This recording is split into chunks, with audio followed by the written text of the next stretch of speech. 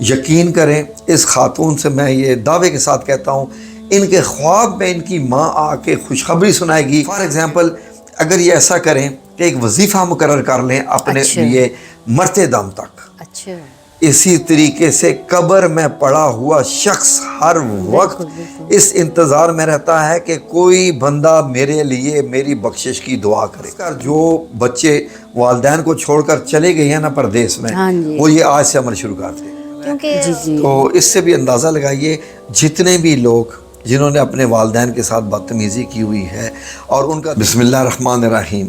ناظرین، آپ کے واٹس ایپ کے سوالات کے ساتھ ہم حاضر ہیں، آئیں دیکھتے ہیں آج آپ کا کیا سوال ہے۔ جی بسم اللہ جی۔ جی السلام علیکم رحمۃ اللہ۔ وعلیکم السلام ورحمۃ اللہ۔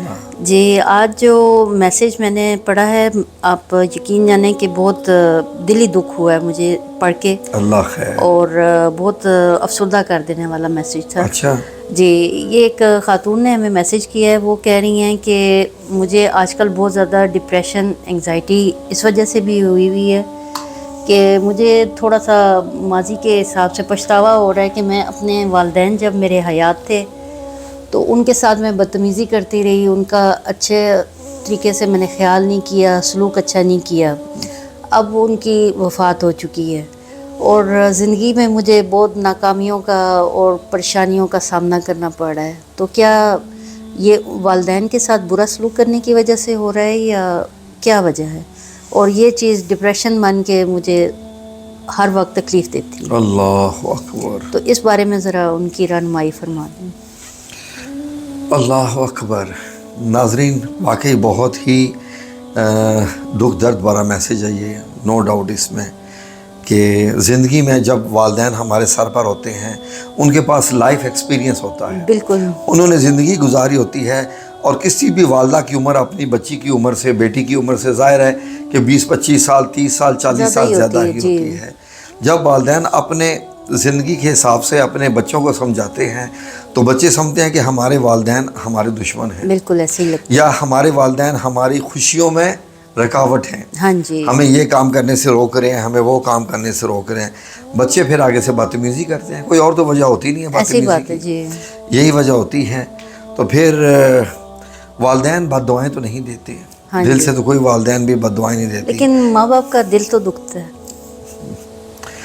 دل جو ماں باپ کا دکھتا ہے نا، جی، وہ کسی دوسرے رشتے کا نہیں دکھ سکتا۔ ایسے ہی ہے، والد یہ ہوتے ہیں کہ اپنا دکھ ذرا چھپا کے رکھتے ہیں، ماں پھر ظاہر تھوڑا نہیں ظاہر کرتے، کر لیتی ہے اس چیز اور کو۔ ظاہر ہے وہ کام میں مصروف بھی رہتے ہیں، لیکن جو والدہ ہوتی ہے وہ بیچاری ظاہر ہے کہ وہ اپنے ہی چادر میں منہ دے دے کے روتی رہتی ہیں کہ اب میں کیا کروں۔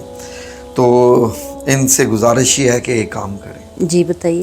میں یہ نہیں کہوں گا کہ ان کے اوپر وہ عذاب ہے یا ان کی کچھ مطلب، اللہ رب العزت، ایک بات بتاؤں ایسے، جی جی، کچھ ایسے گناہ ہیں جن کا اس دنیا میں ہی معاوضہ مل جاتا ہے، ایسے ہی ہے جن میں اپنے والدین کے ساتھ نافرمانی ہے جی، اس کو اور زنا مکافات کا عمل ہے۔ کہتے ہیں جی، جی بالکل ایسی ہے مکافات عمل، لیکن یہ ہے کہ اس دنیا میں ہی بندہ دے کے جاتا ہے۔ ہاں جی، اس کا یہ ہوتا ہے نا کہ جو اپنے والدین کے ساتھ بدتمیزی کرتا ہے، نافرمانی کرتا ہے یا خدمت سے بھاگتا ہے، بالکل بالکل، تو اس کو پھر آگے نصیب ہی نہیں ہوتی۔ جی لائف ایکسپیرینس کے حساب سے بہت سے ایسے واقعات میری نظر سے بھی گزرے ہیں، بھرا پڑا ہے، ہاں جی، پورا جہان بھرا پڑا ہے کہ والدین کے ساتھ جو سلوک ہوتا ہے نا بچوں کا، یہ پتہ ہے، ہاں جی، یہ پتہ ہے کہ ان کی بدنصیبی ہے زیادہ، سوری جی، میں نے آپ کی بات کاٹ دی، یہ ان لوگوں کی زیادہ بدنصیبی ہے جو اپنے والدین کو، خاص کر بیٹے، ہاں جی، اپنے والدین کو چھوڑ کر یورپ، امریکہ، کینیڈا اور باقی ملکوں میں چلے جاتے ہیں،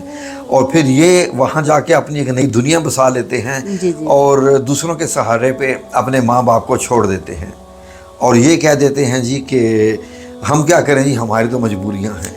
جاتے تو مجبوری کے حساب سے ہی ہیں، لیکن وہاں جا کے ایک دلدل والا حساب ہو جاتا ہے دلدل کو کہ بھی آپ چھوڑیں، دلدل میں مجبوری کو پھنس بھی گئے چھوڑیں۔ ہیں۔ سب سے پہلی بات، پہلی جماعت سے ہم لوگ پڑھتے آئے ہیں اسلامیات کو۔ جی، ایک صحابی نبی کریم صلی اللہ علیہ وسلم کے پاس آئے اور حکم ہو چکا تھا کس چیز کا؟ جہاد کا، ہاں جی، غزوہ کا۔ تو آپ صلی اللہ علیہ وسلم سے آئے اور فرمایا جی کہ میں جہاد پہ آنا چاہتا ہوں۔ آپ صلی اللہ علیہ وسلم نے کیا فرمایا؟ جی جی، تمہارے گھر میں کیا بوڑھی ماں ہے؟ ہاں جی، ہے۔ تمہارے گھر میں بوڑھا باپ ہے، تو پھر تم جا کے ان کی خدمت کرو، تمہیں جہاد پہ بھی جانے کی ضرورت نہیں، جی بالکل، جبکہ جہاد فرض ہے. ہاں جی. جہاد سے بڑھ کے تو کوئی. حج کا بھی تو اسی طرح کہتے حج ہیں کا کہ اسی طرح آپ بالکل والدین کو آپ پیار بھری نظر سے آپ دیکھتے ہیں تو آپ کو حج کا ثواب مل جاتا ہے. ماں باپ کو مسکرا کے دیکھنے پہ. تو ان خاتون سے گزارش یہ ان کو یہ ویڈیو کا لنک بھیج دیجیے گا. جی جی. کہ نمبر 1 زیادہ سے زیادہ استغفار کریں. اچھا. ہاں. اور دوسرا یہ ہے کہ اب والدین پر فرض ہو گیا ہے، یہ اپنے اوپر فرض کر لیں. ٹھیک ہے. یہ سمجھے کہ میں نہیں بتا رہا. ہاں جی. یہ میں نہیں بتا رہا.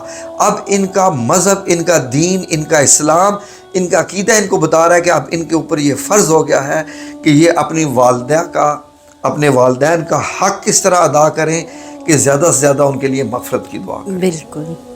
فار ایگزامپل اگر یہ ایسا کریں کہ ایک وظیفہ مقرر کر لیں اپنے اچھا. لیے مرتے دم تک. اچھا. جی مرتے دم تک وظیفہ مقرر کر لیں. وظیفہ کیا ہے؟ یہ وہی دعا ہے جو میرے اللہ رب العزت نے حضرت ابراہیم علیہ السلام کے منہ سے سنی اور اس کو ہماری نماز میں شامل کر لیا. ماشاءاللہ. یعنی محمد صلی اللہ علیہ وسلم کی امت میں شامل کر لیا، نماز میں جی جی. شامل کر لیا. ربنا اغفر لی ولوالدی وللمؤمنین یوم یقوم الحساب. نماز میں ہم پڑھتے ہیں، ہمیں پتہ نہیں ہوتا ہم کیا پڑھ رہے ہیں. اس کا مطلب یہ ہوتا ہے کہ ربنا، اے ہمارے رب، ربنا اغفر لی، سب سے پہلے تو ہماری مغفرت فرما. بالکل. کیونکہ ہمیں سب سے پہلے اللہ سے مغفرت مانگنی چاہیے. ہاں جی. لیکن ہم لوگ پاکستان میں بڑے عجیب لوگ ہیں. ہم یہ سمجھتے ہیں کہ ہم بڑے پاک صاف باز اور بڑے ہی ہمارے اوپر کسی سے کہیں نا استغفار پڑھے تو کہتے ہیں کیوں استغفار پڑھا رہے ہو، میں نے کون سا گناہ کیا. ہاں جی. جبکہ نبی کریم صلی اللہ علیہ وسلم ارشاد فرماتے ہیں کہ میں بھی دن میں 70 بار استغفار پڑھتا ہوں. بالکل. مثال دوسرا یہ ہے کہ یہ جو میں نے آپ کو دعا بتائی ہے یہ والی، یہ بیسیکلی آیت ہے 41 نمبر آیت ہے یہ. تو اس کا کیا ہے کہ اے ہمارے رب تو مجھے بھی بخش دے اور میرے والدین کو بھی بخش دے اور دیگر سب مومنوں کو بھی بخش دے جس دن حساب قائم ہوگا، یعنی یوم القیامت کے دن کی بات ہو رہی ہے. جی. ایک آپ کو عجیب بات بتاؤں، جی جی. میرے ذہن میں آ گئی. جب انسان پانی میں ڈوب رہا ہوتا ہے تو اس کو کیا ضرورت ہوتی ہے؟ اپنی زندگی بچاتا ہے، زندگی بچانے کے لیے اپنے ہاتھ پاؤں بھی مارتا ہے اور آوازیں لگاتا ہے کہ میں ڈوب رہا ہوں، مجھے بچا لو. اسی طریقے سے قبر میں پڑا ہوا شخص ہر وقت اس انتظار میں رہتا ہے کہ کوئی بندہ میرے لیے میری بخشش کی دعا کرے.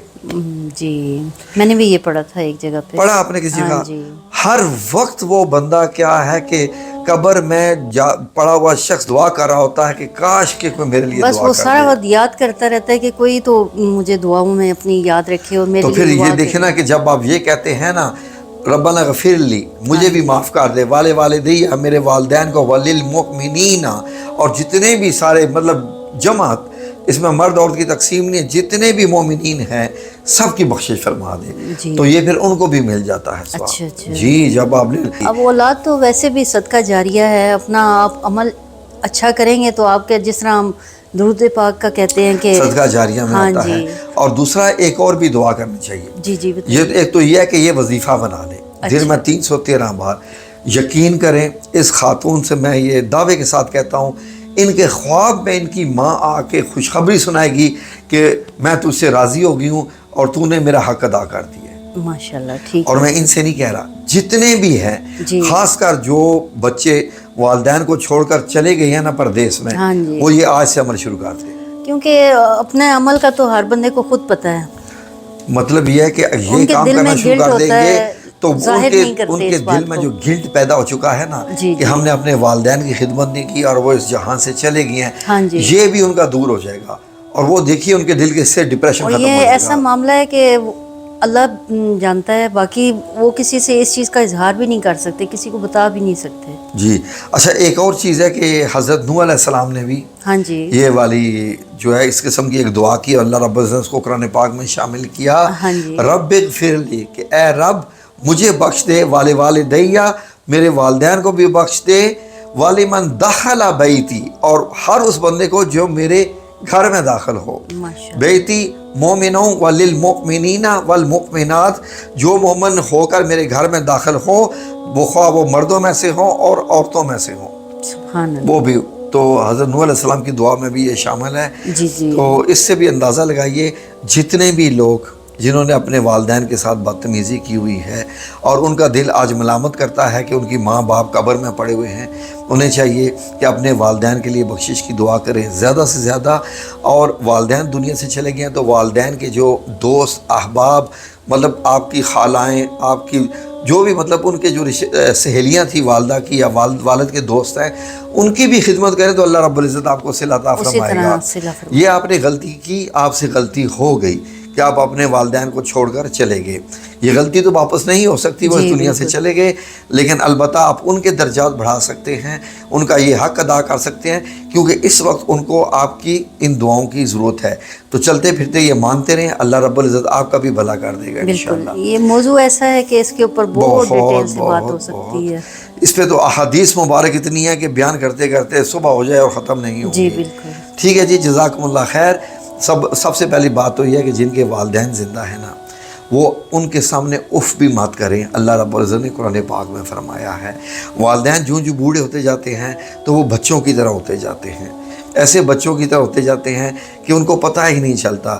بچپن میں انہوں نے آپ کے لاڈ پیار اور آپ کے مار بھی کھائی. بچے مارتے بھی ہیں والدین کو بچپن میں، تو کھیل بھی رہے ہوتے ہیں، پیشاب بھی کر دیتے ہیں والدین کے اوپر. ہمارے اوپر پتہ نہیں کتنے ہو چکے ہیں.